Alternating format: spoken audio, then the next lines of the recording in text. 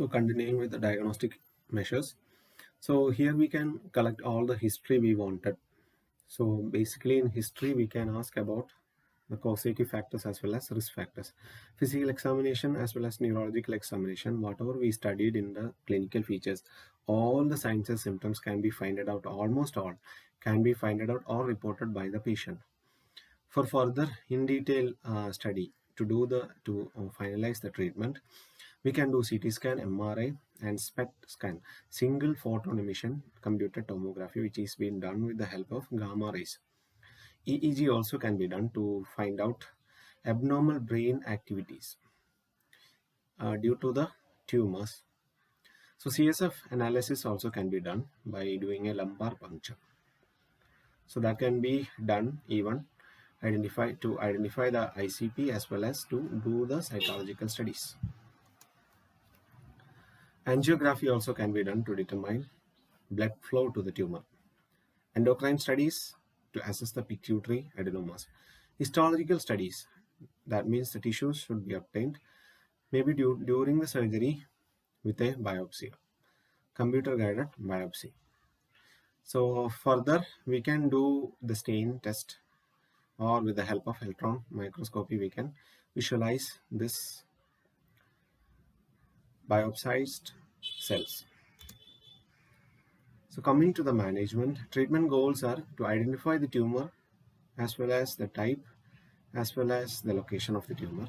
Then only we can remove the tumor as well as to decrease the amount of tumor mass if it is invasive. Prevent as well as manage the increased ICP is the third goal. So these are the goals. Surgical therapy is the main preferred treatment, that means removal of the tumor. So stereotactic surgical techniques are being used in order to do the biopsy. Stereotactic surgery means most minimal way we are doing the surgery. So if the tumor is very small, we can go with stereotactic surgery, or if we want to take a biopsy, we can perform a stereotactic surgery. Meningiomas as well as oligodendrogliomas usually can remove completely.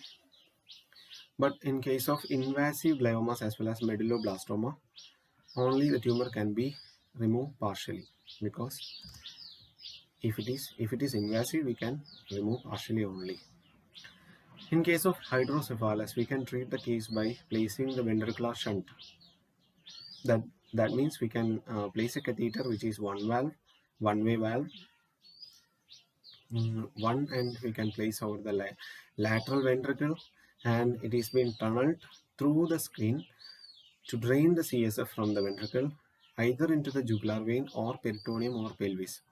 We can select the draining place accordingly. Radiation therapy as well as stereotactic radiosurgery.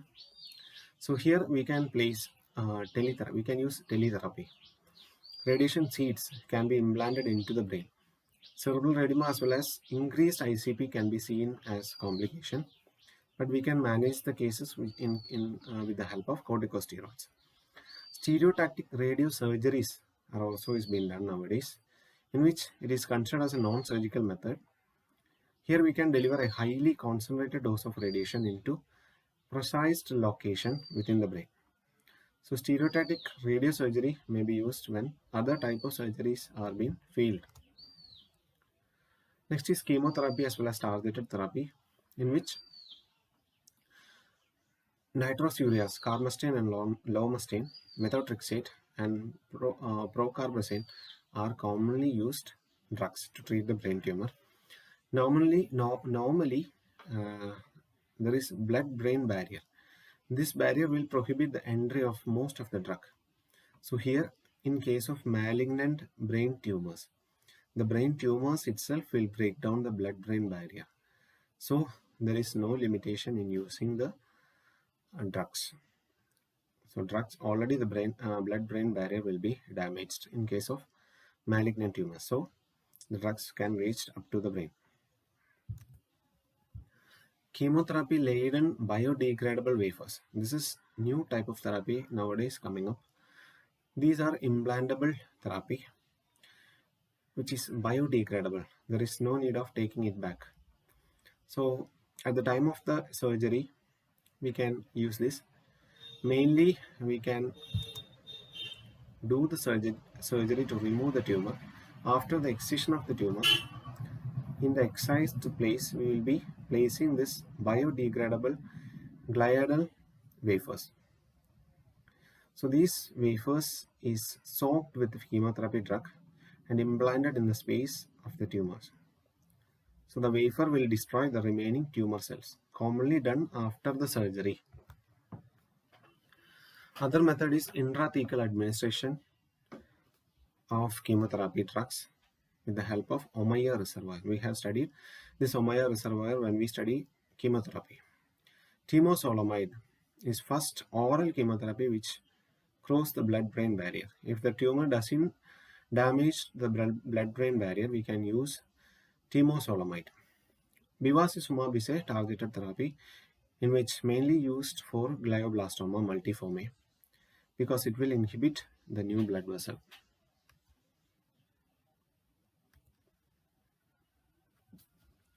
Other therapies in clinical trials. It's a medical device, Novo TTF 100i. This is a medical device in which commonly used for glioblastoma multiforme. Here, some of the electrodes are placed over the scalp, and it will deliver a low intensity electrical field to the tumor. So the field is termed as tumor treatment field, TTF. We doesn't know how it is treating the tumor, still under trial. Other management, bone marrow transplantation can be done, gene therapy can be done, or at last symptom management, supportive care or palliative care. In some cases, we will be using hypophysectomy as well as hypophysectomy. Hypophysectomy means removal of the pituitary gland when pituitary gland is been affected. Complications like neurological damage, infection, bleeding, blood clots formation, pneumonia, coma as well as death can be seen. So nursing management, we have to check the neurological ability of the patient. We have to check the vitals intermittently. We have to maintain a neurological flow chart, the improvements.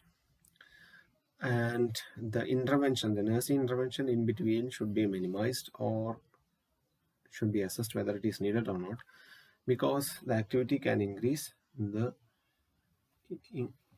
intracranial pressure. Sometimes we have to reorient the patient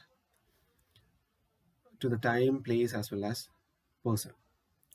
So cognitive changes will be there in the patient. So we have to orient the devices, clocks, list, photos, all those things we have to show to the patient.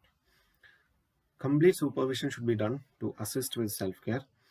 Monitoring should be done to prevent the injury. Motor functions also should be checked at intervals, and speech should be evaluated. Eye movements, pupillary size as well as reaction. Pupillary reaction also should be checked. Seizures are most commonly seen sometimes. So anti-seizure drugs as well as seizure precautions also can be done. So do not allow the patient to drive even after the surgery. Monitor activities of the daily living. Language deficits are common, we discussed earlier.